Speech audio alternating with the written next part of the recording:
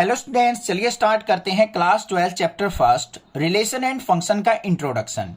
पर एक्सरसाइज हम इंट्रोडक्शन करेंगे। जैसे एक्सरसाइज 1.1 है उसके बेसिक कंसेप्ट्स को देखेंगे, फिर हम एक्सरसाइज करेंगे। उससे थोड़ा इजी हो जाएगा। सारा का सारा इंट्रोडक्शन एक ही वीडियो में ना पढ़ के हम थोड़ा थोड़ा पार्ट में डिवाइड करके पढ़ेंगे, जिससे मुझे लगता है कि आपको ज्यादा समझने में इजी रहेगा। अब सबसे पहले हम पढ़ेंगे रिलेशन होता क्या है। फंक्शन को आगे देखेंगे हम नेक्स्ट वीडियोज में। रिलेशन के बारे में देख लेते हैं एक बार। रिलेशन का अगर मैं वैसे जनरल लाइफ में, सोशल लाइफ में पूछूं आपसे, क्या होता है रिलेशन? रिलेशन का मतलब क्या होता है? जैसे चाचा का भतीजे के साथ रिलेशन, पापा का अपने बेटे के साथ, भाई का बहन के साथ, या फिर भाई का दादी के साथ है, दादा के साथ है, या हमारा मम्मी के साथ है, मामा के साथ है, इस तरीके के रिलेशन। ठीक है। ऐसे ही यहां पे क्या होता है, मैथ के अंदर एक सेट का दूसरे सेट के साथ रिलेशन होता है। अब सेट के बारे में तो आपने पढ़ा ही है, क्या होता है सेट। सबसे पहले हम सेट के बारे में ही थोड़ा सा पढ़ेंगे, बाकी क्लास 11th के अंदर आपने पढ़ा है। सेट क्या होता है? Well defined collection of object. Well defined collection of object is called set. अब सेट के अंदर क्या होगा? एलिमेंट्स होंगे। जैसे मान लो ए सेट है, उसको हम मिडल ब्रैकेट में लिखते हैं एलिमेंट्स को। इसके अंदर एलिमेंट्स मान लो क्या है, 1 और 2 हैं। कोई अनदर सेट है बी, उसके अंदर मान लो एलिमेंट्स है 3 और 4। तो ए और बी का रिलेशन क्या कहलाएगा? देखो वर्ड रिलेशन की बात कर रहे हैं हम, तो ए और बी का रिलेशन कैसे निकलेगा? ए क्रॉस बी करके कार्टेशियन प्रोडक्ट कर दो तो ए का बी के साथ रिलेशन निकल जाएगा। कैसे निकलता है ध्यान से देखो। पेयर बनाओ, 1 का पेयर 3 और 4 दोनों के साथ बन सकता है, तो क्या लिखेंगे? 1 का रिलेशन 3 के साथ, 1 का रिलेशन 4 के साथ। फिर 2 का रिलेशन 3 और 4 के साथ भी हो सकता है भाई। 2 और 3 का रिलेशन, 2 और 4 का रिलेशन। ये बन गया हमारा रिलेशन ए और बी का। ये पॉसिबल रिलेशन हो सकते हैं हमारी। समझ में आ गई बात? क्लियर है? ये हमारी हो गई कार्टेशियन प्रोडक्ट। अब बात सुनो ध्यान से। रिलेशन एंड फंक्शन चैप्टर जो है ना, बच्चों को बहुत ज्यादा डिफिकल्ट लगता है, बट मैं ये कहता हूं नेक्स्ट क्लासेस से आप कंटिन्यूअसली पढ़ोगे ना, तो चैप्टर आपको बहुत हद तक 99% तक आपके माइंड में सेट हो जाएगा। 1% के लिए आपको खुद से भी मेहनत करनी पड़ेगी। ठीक है। अब बात आती है यहां पे मेन रिलेशन, जो वर्ड यहां पे यूज होता है हमारा चैप्टर नंबर 1 में, वो होता क्या है? रिलेशन।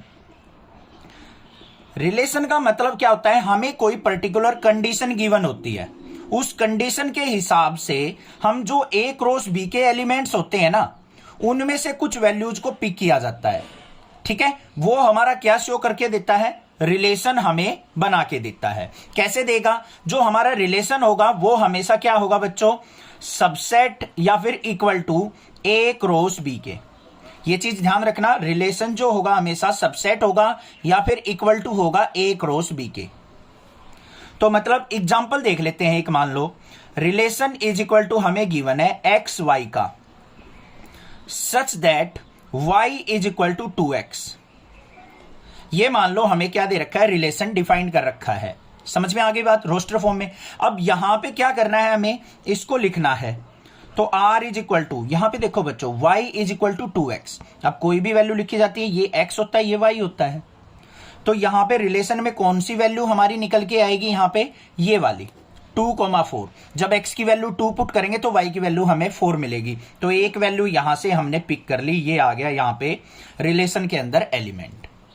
तो आगे ना बात समझ में। रिलेशन जो होगा हमेशा ए क्रॉस बी का सबसेट होगा, या फिर इक्वल भी हो सकता है। ये सारे के सारे एलिमेंट्स रिलेशन में आ जाए, ऐसा कोई रिलेशन दे रखा हो हमें। ठीक है। कैसे? एग्जाम्पल के तौर पर अगर मैं यहां पर बात करूं तो यहां पे तो नहीं बनता, बट यही चीज आपको पता लग गई होगी कि जो भी हमारा रिलेशन होगा वो हमेशा ए क्रॉस बी का या तो सबसेट होगा या इसके सारे के सारे एलिमेंट्स होंगे। ये चीज क्लियर है? अब दूसरी बात, अब आपको क्लास 11th में आपने छोटी सी चीज पढ़ी थी, डोमेन और रेंज। वो भी आपको थोड़ी सी पता होनी चाहिए। जैसे मान लो कोई भी वैल्यू लिखी जाती है 1,3। यहां पे क्या है? ये x की वैल्यू है, ये y की वैल्यू है। तो ये जो x होता है ये क्या होता है? हमारा डोमेन। और ये जो y होता है ये होती है हमारी रेंज। मतलब डोमेन को पुट किया जाता है, उससे जो हमें वैल्यू मिलती है उसको हम रेंज कहते हैं। समझ में आ गई बात? यहां तक क्लियर है? ठीक है। उसके बाद बात करेंगे हम टाइप्स ऑफ रिलेशन की, और मोस्ट इंपॉर्टेंट वही है इस चैप्टर के अंदर, इस एक्सरसाइज 1.1 के अंदर। टाइप्स ऑफ रिलेशन में आता है हमारा, सबसे पहले आता है एम्प्टी रिलेशन। अब एम्प्टी सेट आपने पढ़ा होगा, कुछ ऐसा ही हमारा होता है एम्प्टी रिलेशन। एम्प्टी रिलेशन से मतलब क्या है, अगर हमारा रिलेशन के अंदर कोई भी एलिमेंट प्रेजेंट ना हो, r इज इक्वल टू क्या हो, 5 हो, देन हम कह सकते हैं कि ये रिलेशन हमारा एम्प्टी रिलेशन है। अब जैसे हमने पिछले यहां पे पेज पे बताया था a क्रॉस b, उसके अंदर एलिमेंट्स क्या थे, 1,3, 1,4, फिर 2,3 और 2,4, ये एलिमेंट्स थे हमारे a क्रॉस b के अंदर बच्चों। अब मान लो आपको रिलेशन कोई दे दे, relation is equal to x y such that, x का y के साथ रिलेशन कैसे है, y is equal to x cube. मान लो ये रिलेशन दे रखा हो आपको, तो यहां पे देखो बच्चों x की वैल्यू 1 पुट करते हैं, 1 का क्यूब, y की वैल्यू क्या आनी चाहिए 1, तो ये तो रिलेशन है ही नहीं हमारे यहां पे प्रेजेंट। तो यहां पे हमारे पास चारों में से कोई भी वैल्यू ऐसी प्रेजेंट नहीं है जो y is equal to x cube को सेटिस्फाई करती हो, कि x की वैल्यू पुट करे और y की वैल्यू क्यूब होके आ जाए। देखो यहाँ पे ये x है, ये y है, ये x ये y, इस तरीके से तो कोई भी रिलेशन यहाँ पे सेटिस्फाई नहीं हो रहा, तो हमारा रिलेशन के अंदर एलिमेंट्स क्या हो जाएंगे, नल, या फिर रिलेशन इज इक्वल टू क्या होगा हमारा 5, तो इसको कहेंगे एम्प्टी सेट। समझ में आगे बात क्लियर है। उसके बाद आता है यूनिवर्सल रिलेशन, क्या होता है, सेकंड यूनिवर्सल रिलेशन। यूनिवर्सल का मतलब होता है, यूनिवर्स मतलब सारी की सारी वैल्यू, मतलब जब हमारा relation is equal to A cross B के इक्वल हो, ए क्रॉस बी के अंदर जितने भी एलिमेंट्स के पेयर बने हैं ना, वो सारे के सारे अगर रिलेशन में जो भी हमें रिलेशन गिवन हो उसके अंदर सारे के सारे एलिमेंट आ जाए, तो उसको हम यूनिवर्सल रिलेशन बोल देंगे। समझ में आ गई बात। अब जो ये रिलेशन होता है ये हमारा 3 टाइप्स का होता है। फर्स्ट जो होता है हमारा रिलेशन वो होता है रिफ्लेक्सिव, ये हमारा पूरा का पूरा चैप्टर, पूरी की पूरी एक्सरसाइज 1.1 के अंदर मिलेगा, रिफ्लेक्सिव वर्ड। सेकंड जो होता है हमारा वो होता है सिमेट्रिक रिलेशन, और थर्ड जो होता है हमारा वो होता है ट्रांजिटिव रिलेशन। अब भाई तीनों को हम बारी बारी से पढ़ेंगे, बिल्कुल ध्यान से समझना है, यही चीज मेन इंपॉर्टेंट है। सबसे पहले बात करूं मैं रिफ्लेक्सिव रिलेशन क्या होता है। रिफ्लेक्सिव का मतलब क्या होता है कि सेम चीज दोबारा से प्रोड्यूस हो जाए, उसको रिफ्लेक्स कहते हैं। जैसे मान लो कोई भी आपके पास यहां पे, जैसे आप मिरर के सामने खड़े हो, ये मिरर के सामने ऑब्जेक्ट रखी है, मिरर में सेम ऐसी ही इमेज बन जाए, तो इसको हम रिफ्लेक्स बोलेंगे, इसका बोलेंगे या नहीं बोलेंगे। तो यहां पे रिफ्लेक्सिव के अंदर क्या होगा, अगर हमें रिलेशन के अंदर जो भी एलिमेंट्स आएंगे उसके अंदर हमें ऐसे मिल जाए a, b, c, मतलब x और y दोनों की वैल्यू सेम मिल जाए, तो हम कह सकते हैं कि रिलेशन हमारा रिफ्लेक्सिव है। समझ में आ गई बात।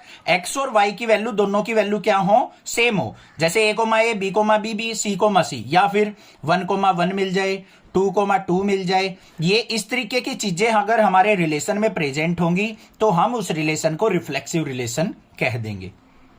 आगे बात समझ में। अब आती है सिमेट्रिक की बात। अगर मान लो हमारे पास a, b ये पेयर रिलेशन के अंदर प्रेजेंट है, तो b, a अगर ये भी हमारा रिलेशन के अंदर प्रेजेंट होगा तो हम इसको सिमेट्रिक बोल देंगे, नहीं तो नहीं है। समझ में आ गई बात। जैसे एग्जांपल 1,2 अगर मान लो रिलेशन के अंदर है और 2,1 भी रिलेशन के अंदर है, तो ये हमारे क्या हो जाएगा, सिमेट्रिक रिलेशन हो जाएगा। आ गई, क्लियर है। लास्ट देखते हैं ट्रांजिटिव रिलेशन हम किसको कहेंगे।